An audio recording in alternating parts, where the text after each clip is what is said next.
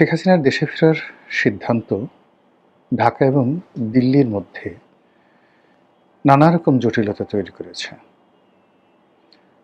একই সঙ্গে আওয়ামী লীগ এবং বিএনপির মধ্যে যে সম্পর্ক, সেই সম্পর্কটা অনেকটা মুখোমুখি জায়গায় পৌঁছে গিয়েছে। অন্যদিকে জামাত, এনসিপি অর্থাৎ সরকার বিরোধী যে দলগুলো রয়েছে, এই সময়টিতে শেখ হাসিনার দেশে ফেরার ব্যাপারে এবং আওয়ামী লীগের ব্যাপারে তাদের যে গত ২ বছরের অনমনীয় ভূমিকা, সেই অনমনীয় ভূমিকাটা কেমন যেন ১৮০ ডিগ্রি অ্যাঙ্গেলে উল্টে গেছে। সরকার বিরোধী যে সকল শক্তি রয়েছে, তাদের যারা শীর্ষ নেতৃবৃন্দ রয়েছেন, তারা অনেকটা স্যাটায়ার করে শেখ হাসিনাকে বলার চেষ্টা করছেন, আপনি আসুন, আপনাকে যেখানে পাবো সেখানেই আপনার যে মৃত্যুদণ্ড রয়েছে সেটি কার্যকর করা হবে, ইত্যাদি ইত্যাদি নানা রকম। কিন্তু সাংগঠনিকভাবে তারা চাচ্ছে, এখানে কৌশল করছে। কৌশলটা হলো যে আওয়ামী লীগকে এবার বিএনপি সরাসরি মোকাবেলা করুক।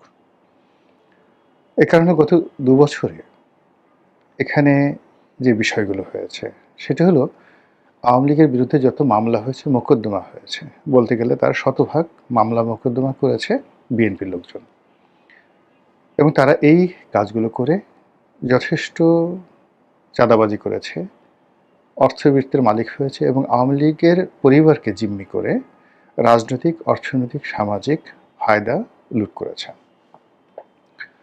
আর অন্যদিকে ৩২ নম্বর ভাঙা, তারপর বিভিন্ন জায়গাতে আওয়ামী লীগের লোকদের উপর মব করা, এরকম কিছু ঘটনাকে, যেগুলোকে সাধারণত জামাত এবং এনসিপি বিচ্ছিন্ন ঘটনা বলছে, কিন্তু এগুলোকে ক্যাপিটালাইজ করে এমনভাবে প্রচার করা হয়েছে যে গত ২ বছরে আওয়ামী লীগের উপর যত অন্যায় হয়েছে, অবিচার হয়েছে, তা আসলে জামাত করেছে, এনসিপি করেছে।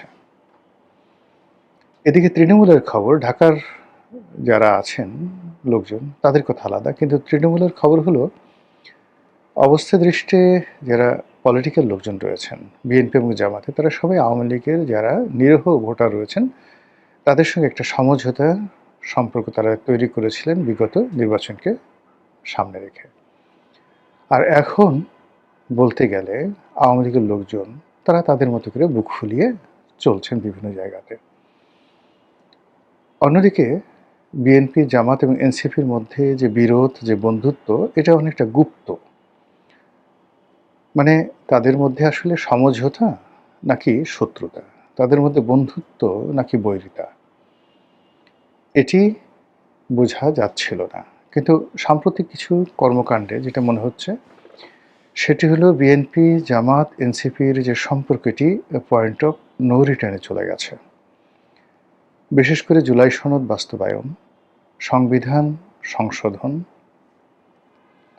ডক্টর মোহাম্মদ ইউনূসকে রাষ্ট্রপতি পদে বসানো, তারপর আলী রিয়াজ কমিশনের যে সংস্কার প্রস্তাবগুলো ছিল সেগুলো তাদের মতো করে, অর্থাৎ এনসিপি এবং জামাতের মতো করে, ডক্টর ইউনূসের মতো করে সেগুলো বাস্তবায়ন করা, এই কাজগুলো বিএনপি আসলে করতে চাচ্ছে না।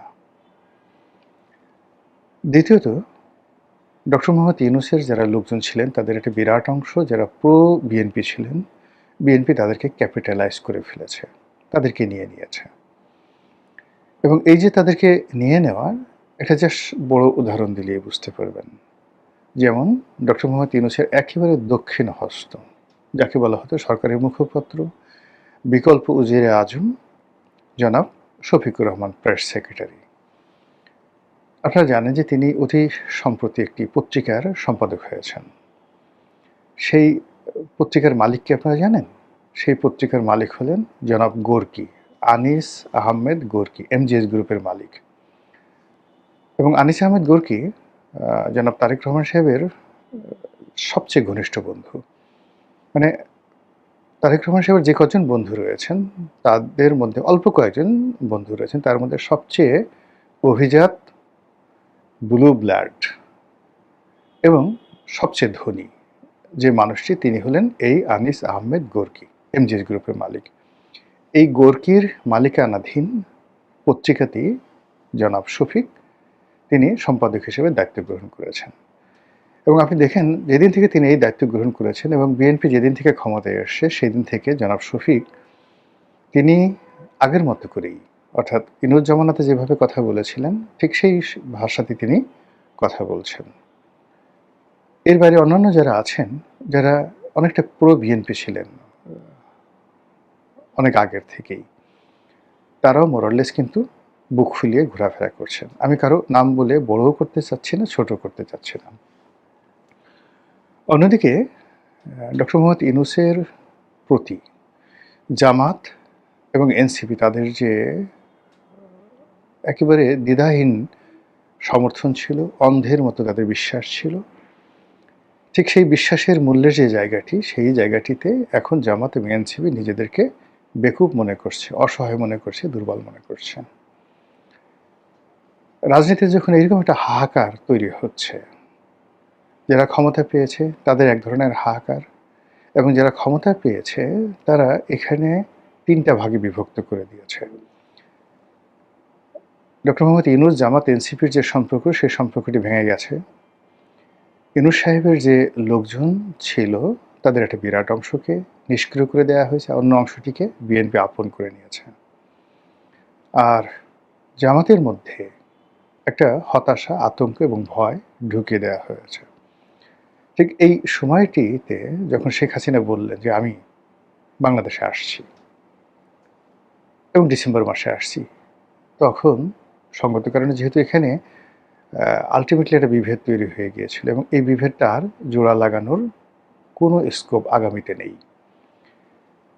তো সেই অর্থে সরকার, বিএনপির যারা সহযোদ্ধা রয়েছেন তাদের সাথে যমুনাতে বৈঠক করেছেন, খাওয়া দাওয়া করেছেন, আনাকুম জানাকুম সালাম আলাইকুম এরকম কথাবার্তা সেখানে হয়েছে। অনেকে গিয়ে অনেক বড় বড় দাবি দেওয়া পেশ করেছেন, অনেকে সরকারের মন্ত্রী এমপি হতে চেয়েছেন, আরও ইত্যাদি নানা কিছু, কিন্তু কাজের কাজ কিছুই হয়নি। এর কারণ হলো যারা গিয়েছিলেন আসলে তাদের মানে ওইরকম সাংগঠনিক ভিত্তি, পরিচিতি, সামাজিক যে কানেক্টিভিটি বা যাকে বলা হয় সুনাম সুখ্যাতি, বলতে গেলে একমাত্র মাহমুদুর রহমান মান্না ছাড়া অ্যাজ এ পার্সন ওখানে ওইরকম কেউ নেই যিনি কোনো একটা সচিবালয়ে টেলিফোন করবেন, বাংলাদেশে কোনো একটা ডিসিকে টেলিফোন করবেন, কোনো একটা জেলা শহরে একা একা যাবেন এবং সেখানে কেবলই মাত্র তার রাজনৈতিক ক্যারিয়ারের কারণে সম্মানিত হবেন, মর্যাদা পাবেন। কেউ তাদেরকে ভুয়া ভুয়া বলবে না, কেউ তাদেরকে অমুক চোর বলবে না, অমুক মানে তাদের এখন দেখেন যে এই সরকারের সাথে বন্ধুত্বের বেশে তাদের কাছাকাছি আছে বা কাছাকাছি বাইরে চলে গেছে, এরকম প্রায় সবারই এক একটা উপাধি আছে, বিভিন্ন রকম বাজে বাজে উপাধি আছে। তো সেই মানুষগুলো 0 0 0 একত্র করলে যেমন 0 হয়ে যায়, অথবা মাইনাস মাইনাস মাইনাস যদি একত্র করেন তাহলে যেভাবে মাইনাসের সংখ্যাটা বাড়ে, তেমনি যমুনাতে যারা শেখ হাসিনার বিরুদ্ধে যদি জনমত গঠন করা, রাজনৈতিক শক্তি গঠন করা, এই উদ্দেশ্যে যমুনার সেই বৈঠকটি হয়ে থাকে প্রধানমন্ত্রীর নেতৃত্বে, তাহলে এখানে 0 0 0 হয়েছে অথবা মাইনাস মাইনাস মাইনাস হয়েছে। অন্যদিকে জামাত যারা আছে তারা আসলে কি করছে এটা সরকার জানে না, আমরাও জানি না। বহু আগে একেবারে ঠিক 2024 সনের দিকে আমার কাছে মনে হয়েছিল যে আগামীতে যে রাজনৈতিক মিত্রতা হবে, সেই মিত্রতা হবে জামাতের সঙ্গে আওয়ামী লীগের। আবার বিশ্বাস করেন এই কথাগুলো আমি এই ইউটিউবে বহুবার বলেছি। জামাতের সঙ্গে দিল্লির কানেকশন, জামাতের সঙ্গে আওয়ামী লীগের কানেকশন, এই কথাগুলো 2024 সনের সেপ্টেম্বর অক্টোবর মাসে বলেছি। আজকের দিনে এটার যে রূঢ় বাস্তবতা, এটা আমি না, স্বয়ং প্রধানমন্ত্রী বা বিএনপির যারা শীর্ষ নেতৃবৃন্দ রয়েছেন তারা এইরকম যাকে বলা হয় কথা বলাবলি করছে। ঠিক সেই সময়টাতে শেখ হাসিনা বাংলাদেশে আসতে চাচ্ছেন। এটা নিয়ে আওয়ামী লীগের মধ্যে একটা মিশ্র প্রতিক্রিয়া দেখা দিয়েছে। তারা এখন কি করবেন? অনেকে যেমন খুব স্বপ্ন দেখছেন শেখ হাসিনা আসবেন, এটা হবে এটা হবে এটা হবে, তারা সবাই গণহারে জেলে যাবেন। অথবা অনেকে চিন্তা ভাবনা করছেন শেখ হাসিনা যেদিন আসবেন সেই দিন আসলে তারেক রহমান সাহেব আসার পরে যেভাবে পরিস্থিতি সব কিছু তারেক রহমান সাহেবের নেতৃত্বে চলে গেছে, নিয়ন্ত্রণে চলে গেছে, শেখ হাসিনা আসলেও একই পরিস্থিতি হবে। এটা আওয়ামী লীগের বিশাল শ্রেণী মনে করছে। আওয়ামী লীগের যারা একটু সমঝদার তারা চিন্তা করছেন যে আচ্ছা ঠিক আছে, দেশের বাইরে পালিয়ে থাকার চাইতে এখানে এসে আমরা যদি জেলখানাতে থাকি, দেশে রাজনীতি করি, তাহলে অন্তত মুখ রক্ষা হয়। শেখ হাসিনা হয়তো মনে করছেন যে আমি আর বাঁচবো কয়দিন, এই সময়টিতে আমি আমার দেশের মাটিতে থাকব, দেশের মাটিতে কবর রচিত হবে, এরকম একটা আকাঙ্ক্ষা তার মধ্যে আসতে পারে। আবার অন্যদিকে তার যে জিদ, তার শরীরের যে অবস্থা এবং একই সঙ্গে তার যে অতীত ক্যারেক্টারিস্টিক্স, সেই দিক থেকে তার যে হুমকি, এই হুমকিটা যে ফেলে দিতে মানে সরকার যে ফেলে দিবে বা গণ্য করবে না, এটাও কিন্তু কোনো অবস্থাতেই যাকে বলা হয় মনে করার কোনো কারণ নেই। একেবারে সর্বশেষ যেটি, সেটি হলো দিল্লি। এখানে সরকারের সাথে কি খেলা খেলছে এটার উপর অনেক কিছু নির্ভর করবে। যেমন দেখা গেল যে প্রথম দিকে একেবারে দিল্লি এগিয়ে এলেন তারেক রহমান সাহেবের সাথে সম্পর্ক করার জন্য, কিন্তু পরবর্তীতে বিভিন্ন কারণে সেই সম্পর্কটা হলো না। তারপর চীন ভ্রমণের পরে সেই পরিস্থিতি একেবারে ইনুস জমানার মতো চলে গেল। আবার সাম্প্রতিক সময় দিল্লি আবার তারেক রহমান সাহেবকে সেপ্টেম্বর মাসে দিল্লি ভ্রমণের বিমস্টেক উপলক্ষে দিল্লি ভ্রমণের আমন্ত্রণ জানিয়েছেন। ইতিমধ্যে অন্তত বাংলাদেশের যে বিষয় নিয়ে দিল্লি এবং ওয়াশিংটন যে একত্র হয়ে গেছেন, ডোনাল্ড ট্রাম্প এবং মোদির মধ্যে হাজারো বিরোধ থাকা সত্ত্বেও বাংলাদেশের প্রশ্নে তারা ঐক্যমত পোষণ করছেন, এটা প্রায় নিশ্চিত। ২ নম্বর হলো যে দিল্লি এবং আমেরিকা বুঝে গেছে তাদের যে কৌশলগত যে বিষয়গুলো দরকার বাংলাদেশ থেকে, মূলত সে বাংলাদেশ থেকে ব্যবসা বাণিজ্য নিয়ে ভারতেরও মাথা ব্যথা নেই। এর কারণ হলো তাদের ট্রিলিয়ন ট্রিলিয়ন ডলারের ইকোনমি, সেখানে বাংলাদেশের সঙ্গে তাদের যে ব্যবসা বড় জোর কত 40 বিলিয়ন ডলারের ইয়ারলি ব্যবসা, নট মোর দ্যান দ্যাট। আমেরিকার সাথে আমাদের ব্যবসা বাইলেটারাল কত হবে, খুব অল্প, বড় জোর 20 বিলিয়ন ডলারের ব্যবসা। এর মধ্যে আমরা এক্সপোর্ট করি কত আর তারা ইম্পোর্ট করে খুব অল্প।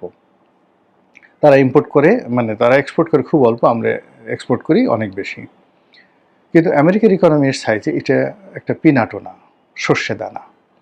তো কাজে এখানে ব্যবসা বাণিজ্য টাকা পয়সার চাইতে মিলিটারি অ্যাসপেক্ট এবং যেটাকে বলা হয় ভূ রাজনীতির যে গোলক ধাঁধা, কৌশলগত দিক, এটা বেশি গুরুত্বপূর্ণ, বিশেষ করে চীনকে মোকাবেলা করার জন্য।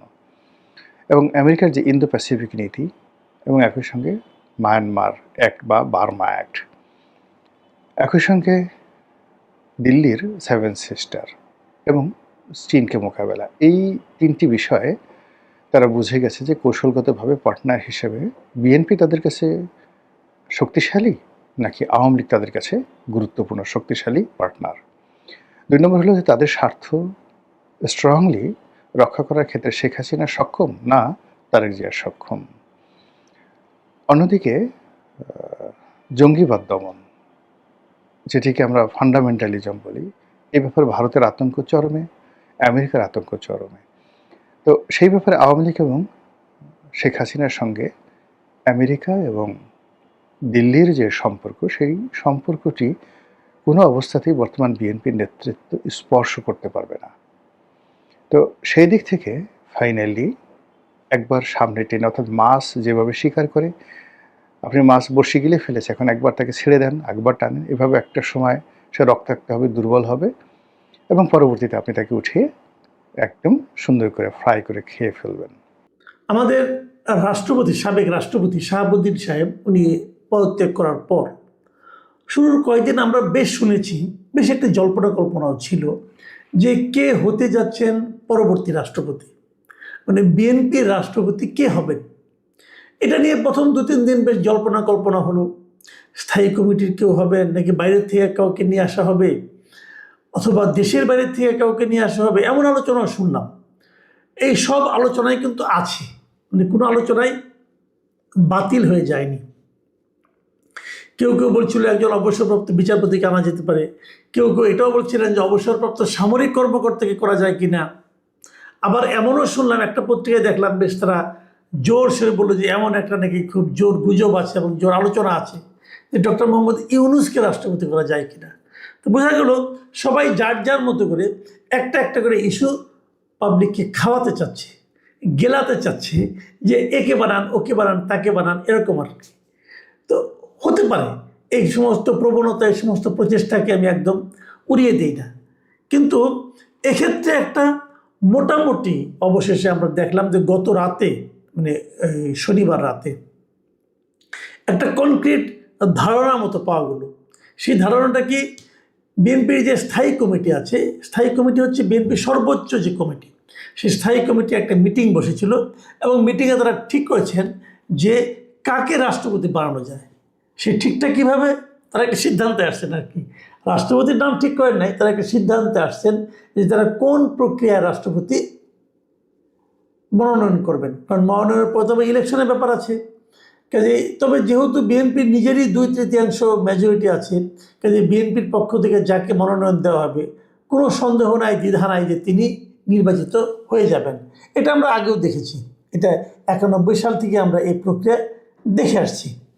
তো বিএনপির স্থায়ী কমিটি কী সিদ্ধান্ত নিল, এটা হলো সবচেয়ে ইন্টারেস্টিং, সবচেয়ে ইম্পর্ট্যান্ট এবং আমার বিবেচনায় সবচেয়ে, মানে আমি এটাকে ফানি বলবো নাকি ভয়ঙ্কর বলবো আমি জানি না, আমার জন্য সবচেয়ে আপত্তিকর একটা সিদ্ধান্ত।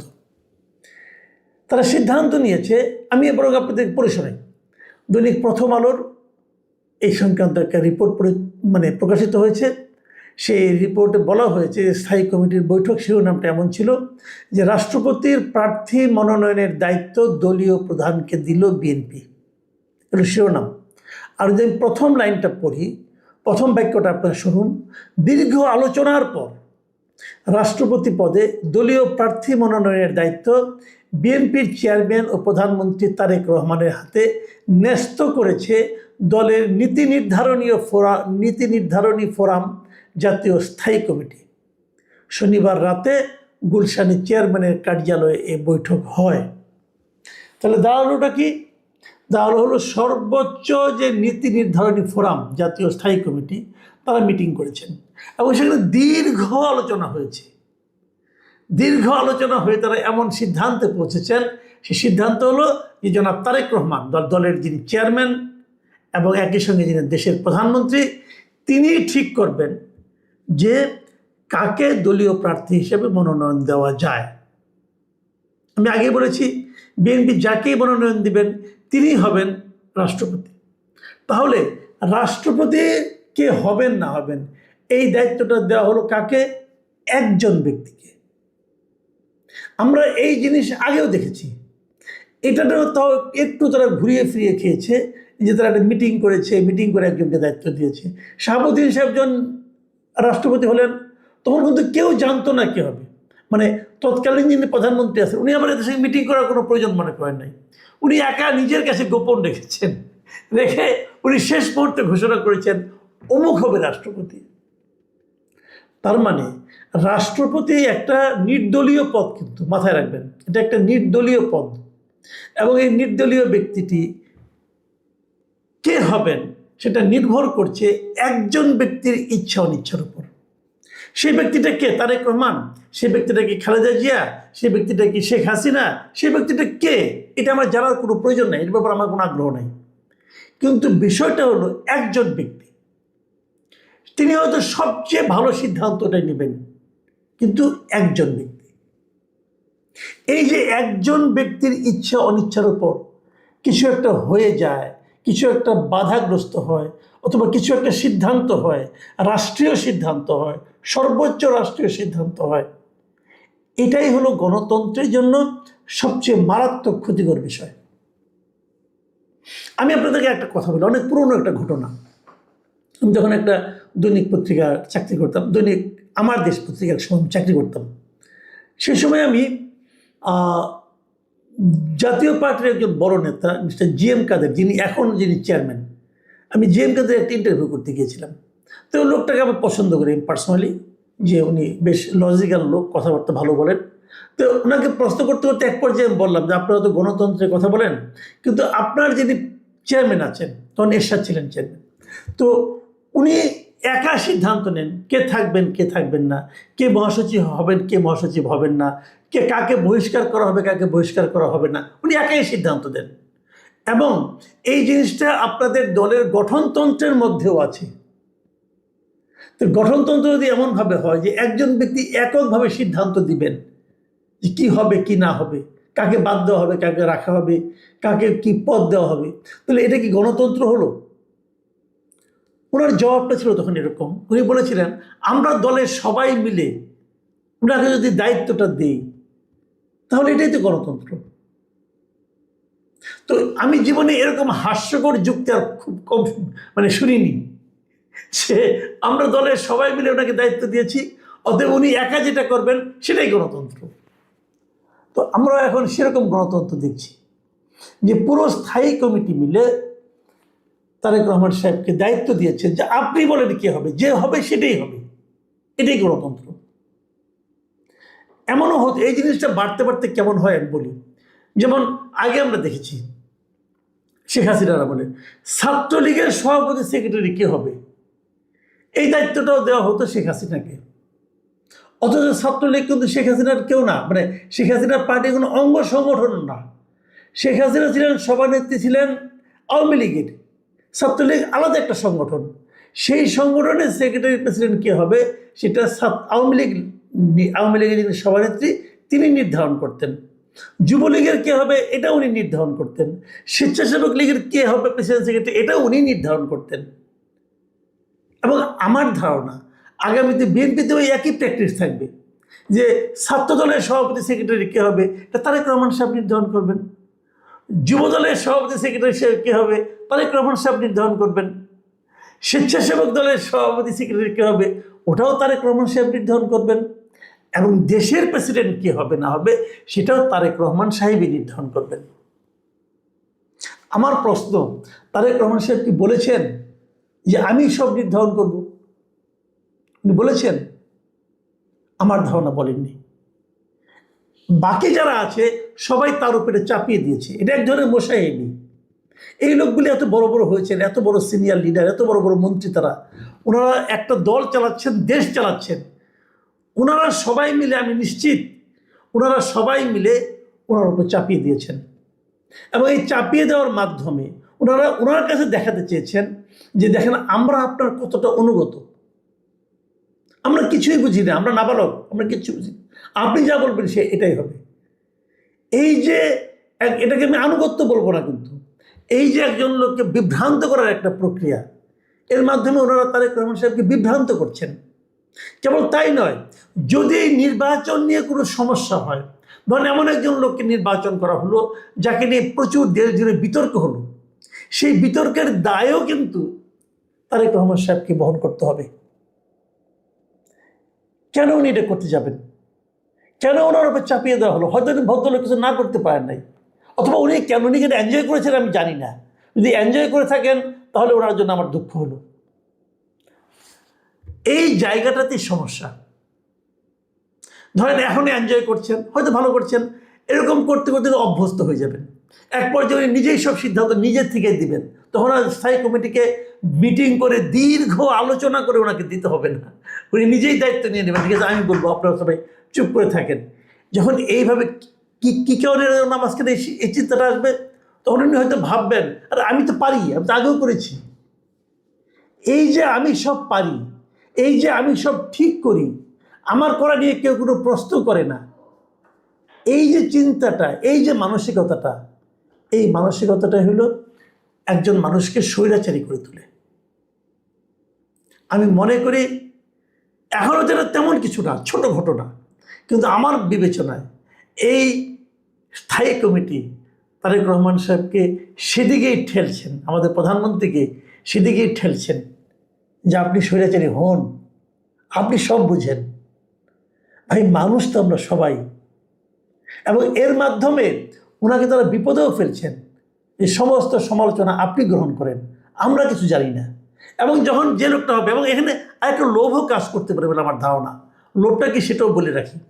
এই যে স্থায়ী কমিটি, অনেকে বলা বলি করছেন যে স্থায়ী কমিটি থেকে হয়তো কাউকে প্রেসিডেন্ট নমিনেট করা হতে পারে। তো স্থায়ী কমিটিতে যারা আছে আমার ধারণা সবাই নিজের থেকে একটু লোভ অনুভব করছেন, যদি আমার নাম বলে, যদি আমার নাম বলে, তো আমি যদি এখানে কিছু একটা বলাবলি করি কাকে নিতে হবে, আমি তো নিজের কথা বলতে পারবো না। কাজে এই দায়িত্বটা আমরা ওনাকে দিয়ে দিই। সমস্যা তো ছিল না, আপনারা গোপন ভোটের মাধ্যমে করতে পারতেন। গোপন ভোট করতেন যে আপনি ভাই কাকে পছন্দ করেন, প্রত্যেকটা স্থায়ী কমিটির সদস্যকে বলতে পারতেন যে ভাই আপনারা এক কাজ করেন, আপনারা 5 জনকে একটা নাম দেন। এই 5 জনের কোনো প্রার্থী হয় নাই, কেউ নাম জানেন, আপনার মনের থেকে আপনি যে 5 জনকে আপনার পছন্দ হয়, মনে মনে যার কথা ভাবছেন, হয়তো এই কথাটা কেউ ভাবে নাই, হয়তো আপনি আপনার কথাও ভাবছেন, কোনো সমস্যা নাই, আপনি 5 জন লোকের একটা তালিকা দেন, সিরিয়ালে দেন, যাকে 1 নম্বরে চান, 2 নম্বরে চান, 1 2 3 করে 5 জন নেন, সবার কাছ থেকে নেন না 5 জনকে সিরিয়াল। গোপন ভোটে একটু খুলেন, ওখানে তো আমরা বুঝতে পারবেন সবাই মিলে কি চায়। কিন্তু সেই রিস্কেও কেউ যায় নাই। এখানে একসঙ্গে অনেকগুলি বিষয় কাজ করেছে।